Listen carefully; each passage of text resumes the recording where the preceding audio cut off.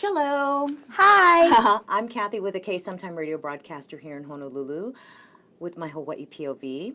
And I have Sweetie Pacarro. And you've been working in radio. Was that your go-to? I actually tracked my entire college career, got my degree from Chaminade, Bachelor's of Arts, to be a broadcaster.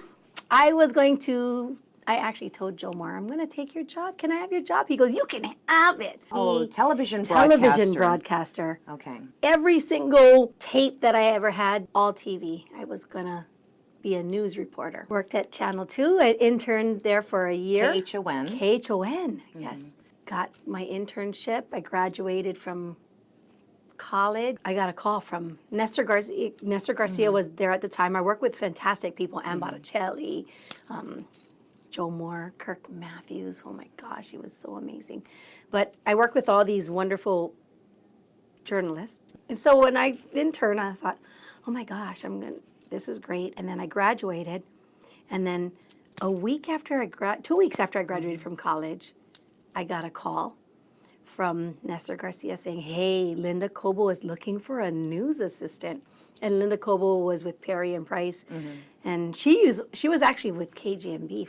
I came down, met her, met Perry and Price, met Earl McDaniel, and did a tour, and they said, okay, you're hired. And I didn't even have a resume. I wasn't ready. I thought, okay, I'm going to get my news background and learn how to write and do my news stories, because I did everything. It was amazing. I never left. I went from the newsroom to working with Mike and Larry. So they said, hey, we need somebody to do our show on Saturday mornings, because BJ Kodama used to do it. So I became a locations producer for Perry and Price. And then I never left. Was there ever a time when you were a fill-in for news? Because in the news department, it was Linda Coble, there was Erica Engel, Julian Norton-Dennis. So I did have to do it once. All the big hurricanes and the blackout Wednesday, I was able to fill in, and I had to do a story. And I was thinking, oh my gosh, I have to do the news. You realize you've been watching such an amazing talent for all these years. You're thinking, I can't do what she's gonna do because she's so good. When you're thrown into that fire, it's amazing what you retain. Yeah, for an example is going out to Eva, the Pacific Tsunami Center, right? I had to do the Pacific Tsunami Center. Which is actually within the flood zone, so... Which is really scary. All the news cameras are there. We were doing the interview with the gentleman from the tsunami. He was giving us the update of what was happening and where the buoys were and how high they were rising and all that stuff. All I had was my cell phone. Yes. Yeah. So everybody had TV camera, and there I was with my cell phone, which was very blingy, and my nice nails. I'm so glad I had nice nails. It was very nicely manicured, so all you could see was this girl's hand. Yeah. All nice. Then my phone was blowing up, and I see it. I'm like, you're interrupting my call-in. Note to self, whenever you have to use your smart device, turn off the notifications. Yes. I figured that out after the fact. Yeah. Right? Of course. And so I got everybody saying, hey, is that your hand? Whose the hand is that? Yeah. You're getting the news. You're getting information because everyone's relying on it.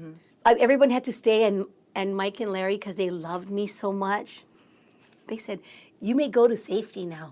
Because I thought, what am I going to report if we get a tsunami? I want to be with my family. That was one instance. Another instance was a hostage situation in Waipahu. I was there reporting live from the scene as bullets are going off. That was the exciting part. Never ever got to be a TV broadcaster, but I got to do TV commercials and other stuff later on in life. But that was the amazing part about it. Was never thought I would do radio, and now I don't think I'll ever do anything else. I love it. It's a fantastic job. I'm totally blessed. What are the things that you best remember about coming into the radio family when you were becoming a location assistant? This is for the Saturday morning show. That used to be at the Hano Room on top of the Sheraton, Waikiki. When we hear you on the radio, a lot of people don't know that Monday through Saturday, really, you're booking guests, you're, calling for the different weekends, and also the planning for the annual Las Vegas show. It's an annual planning. Yes. This year, 21 years. Oh, this is, we're January 2018 right now. Yes. Yeah. So March 3rd is our show, 2018. So Were you there at the first Vegas Yes, show? Whose very idea was first. that to do it on location in Las Vegas? it was a sales thing that happened because Hawaiian Airlines was putting out their first Direct direct flight to Las Vegas. Wow. It was Brenda Ito. She was the sales rep for Hawaiian Airlines at the time. She was our sales exec. An idea, hey, let's take the inaugural flight over, give away some seats to some winners, and we'll do a show there and the whole 9 yards. And so it started off in that sales department. A few years before that, my husband Brad always said, you guys should do a show in Vegas. And he kept saying, you should go take it to your sales department and From do your lips to God's ears kind of thing. Yeah. And I'm like, they'll never go for something like that. And then here it comes, and he goes, oh my gosh, my idea. I go, well, I never told anybody about your idea. He didn't even get the rights. He was all mad. But he does get the plus one. But he gets does. the sweetie plus one. Yay. Yeah. And he's very helpful at the Extremely helpful. You think I like to talk, and he loves the people, and he's always taking care of them and all that fun stuff. And he's like me, male version. What happens at the Saturday morning show locally on Island? So Saturday morning show now is at Jade Dynasty at Ala Moana Center, and in the Ho'okipa Terrace. It's a live broadcast, and you're eating breakfast or brunch, whatever Chinese American buffet. So if we have entertainers, like we have Amy Hanaiali'i came out with her wine and her music. Yeah, so she came on, got some wine and some singing. We do all of our local talent, which is a great way to feature our local artists, especially on KSSK, because that's where you can actually be heard on our islands when we have celebrity actors who come in, or comedians, like Jim Brickman, all these wonderful people. We've had Oprah Winfrey on. We have a lot of different celebrities come on, and they come to the show and sit down, talk story with Mike and Larry at the time. Now it's Mike and the posse, Mike and Karen and myself. And it's a great show. It's fun. But it's like a variety act. There's all different stuff going on. Yeah, for 3 hours live. For 3 hours, and mostly it's the audience that's a part of, they can participate. They're celebrating birthdays, anniversaries, sometimes divorces, whatever the occasion is. They're there, bridal showers, baby showers, and they're there, and it's fun. As I'm hearing you, you have done a lot of different things. Just when you think I got this going, this is all good, this is where I'm going to be, something else happens. The world is always ever so changing and evolving. And so the whole social media thing, or, podcasting, there's so many avenues that you can take in radio. And that's the beauty of it. I said, what was the best thing about being in radio was the fact that I had children and I could include them in my life. Yeah. And maybe it's just the radio station that we work for. What I love most about being in radio is that we're really a family. I truly, absolutely love what I do. And if you wake up one day and this is not what you want, then it's time for you to move on and find something else. So asking what is it next in your radio world is not so far-fetched. You live every day, and something else presents itself. And it's always changing, and you just kind of keep going with the flow. Back in the day, we never really did a whole lot of traveling, and now we do 3 cruises a year, Japan. We're a traveling radio show, which is the ultimate dream job. There's nothing like it. There's nothing like, when I got into this business, I didn't know this is where it would take me, or this is what would become or develop. Through the years, we've done different things, open theme parks and hosting a lot of charity events, and it's exciting, it's different, it's the same. It's just a great job. Yeah. There's a picture that she's with Ben Affleck, and was a Pearl Harbor movie premiere. Occasionally, Hawaii will have movie screenings, and that one was a huge one. Yes. And I got to go on, this was really neat. We got to go on on the, Was it Mighty Mo or the? we were on the Mighty, oh no, were we on the Mighty Mo?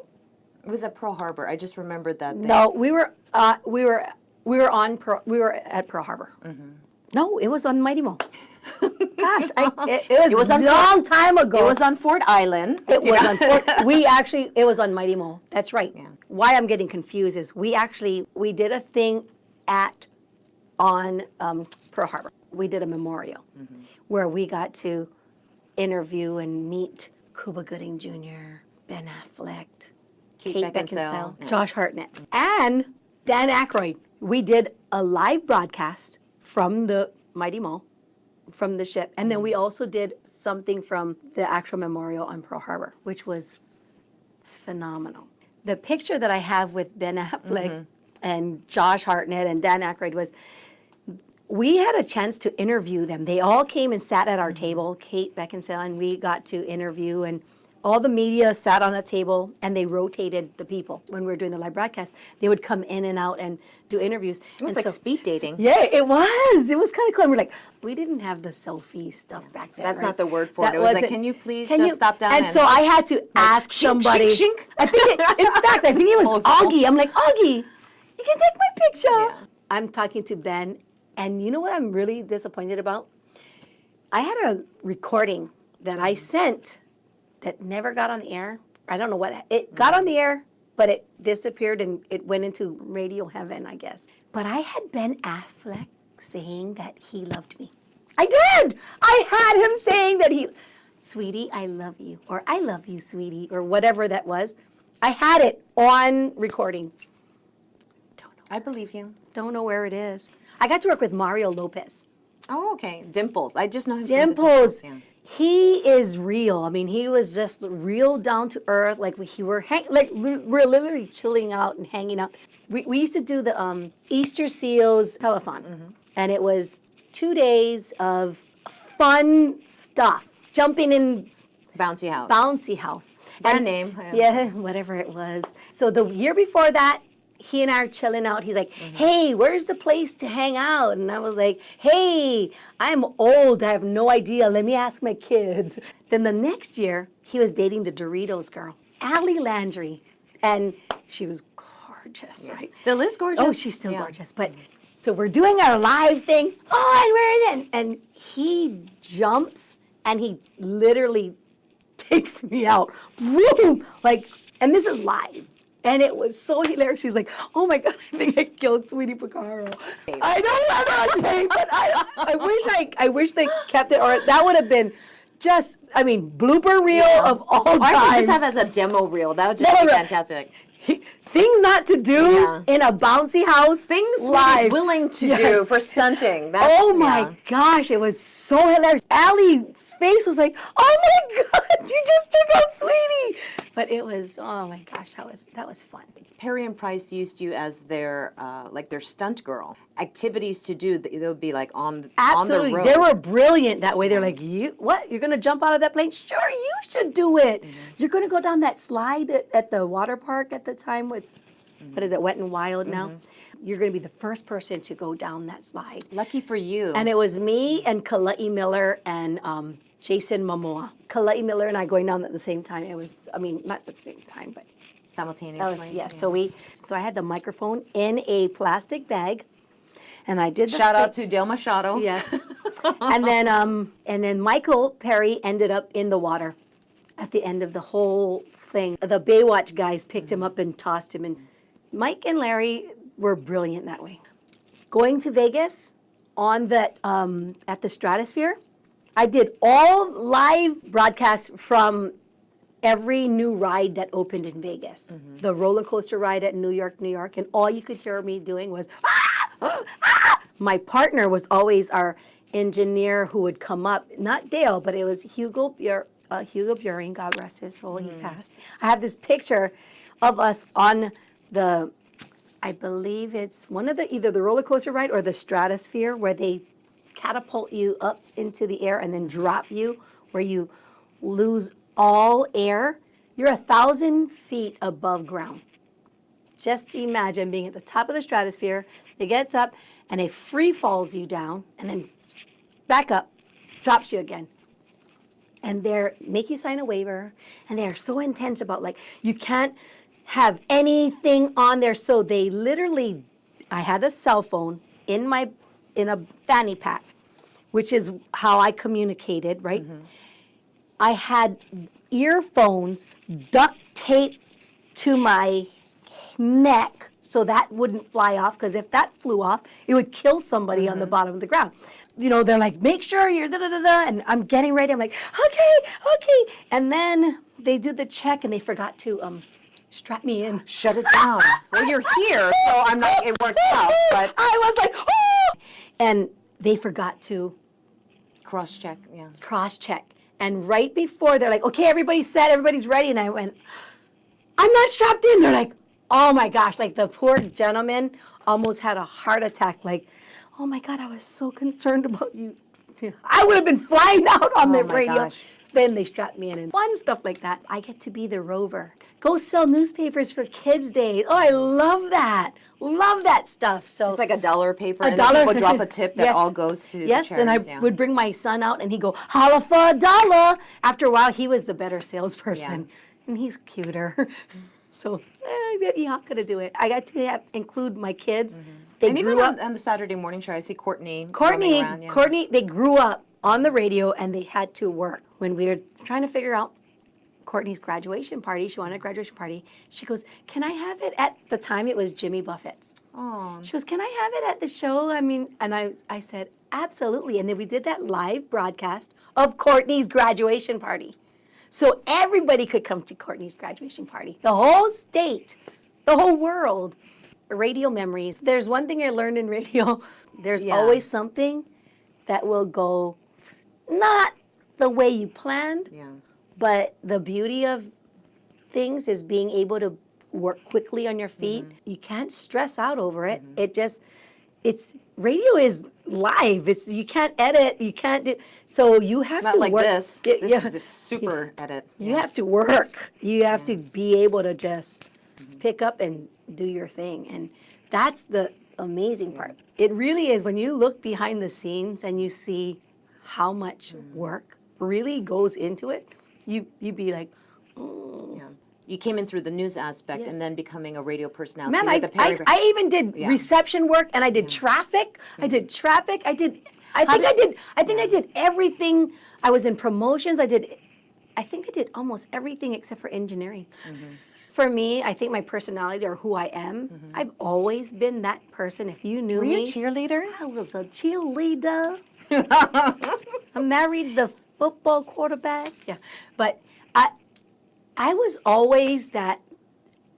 First of all, it's what you see is what you get. Like, if this is how she is, really, this is how I was.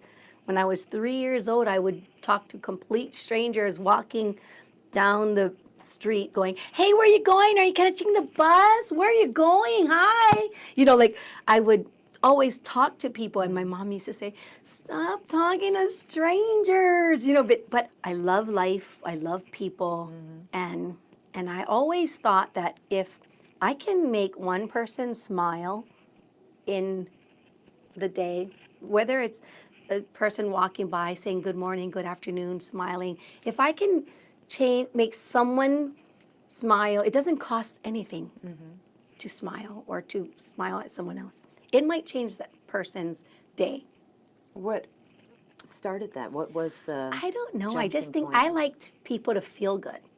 I liked people to be happy. Who was that person for you where it made you realize, like, I like feeling like this? Can I do this for other people? Was there someone in your life who did that for you? I would have to say it was the upbringing of my family. Like, my father is very jovial and happy. My mom was very nurturing, but she was the strong woman personality. So I have a little bit of my mom's strong personality and my dad's, hey, everybody is great. And everything was always, my dad always had the bright side. always had the bright side, and he never yelled. He never, he was never that person. And I would have to say it would be from my parents that everybody goes, oh my gosh, you're just like your father. And my father emceed every single event, family parties, any company parties, or anything like this. My dad was the consummate, like he was always, hey, and he was that person. Where did your dad work? He was a realtor. So he had his own real estate company. He even sold insurance, mostly sales. And then when my uncle was in politics, he was his Campaign. yeah, advisor, he did all the he can run a campaign like nobody's business. Amazing guy. But he was his aide. And he would go and walk the streets and do the constituents. We grew up waving, holding signs and waving and all that stuff. So Oh, that's where you got. that's where I got it from. Your kids to work. Hey, at that's exactly. Hey, the apple does not fall too far from the tree, but that's what we did. I have my dad's, that I love when people feel good. And if I can make somebody happy or feel good about, because, life is really too short and you got to enjoy every moment of it. And I always, always look for the bright side. So my cup is always half full. It's overflowing. It's I mean, it's overflowing. don't humble brag. It's like it's half full. It's like hers is like. Goosh. No, it's just that I think it's that's how I can't think any other way. I really I can't. That's just who I am. And sometimes people go, "Oh my gosh, what the heck is wrong with you?" Like even when I'm at the gym, I'm always like, they're like, "What's wrong with her? What's she on?" That's what I'm like. Oh my gosh, that's just my personality. I'm a little over, but that's how I am. I'm really mellow when I'm sleeping, though. Is there a celebrity that you've met where you think back and it's like, I can't believe it because it's somebody that you have admired for a long time? Kenny Loggins. Oh. Kenny Loggins. Because you're a singer. To say, I love to sing. He surprised me on how real or down to earth that he was. Because I guess we booked him on the show, and he came to the Hana Hana room. You look like you're misting up.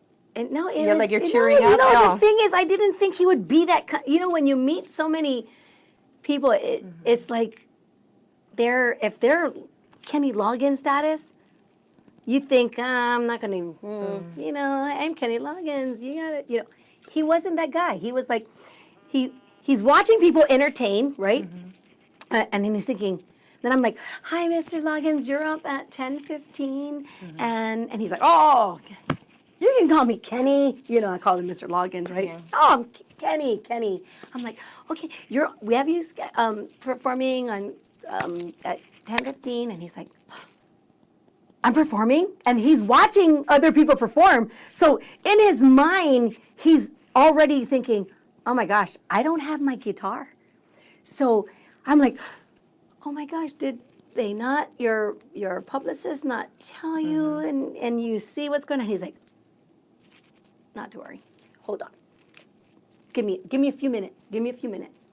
Walks over to the house phone, calls his guitarist and his guitar band. tech, maybe. Yeah, calls his band. "Hey, bring up the guitars. We're performing." Like, just, it's okay. It's acoustic, whatever. Just bring up the guitars.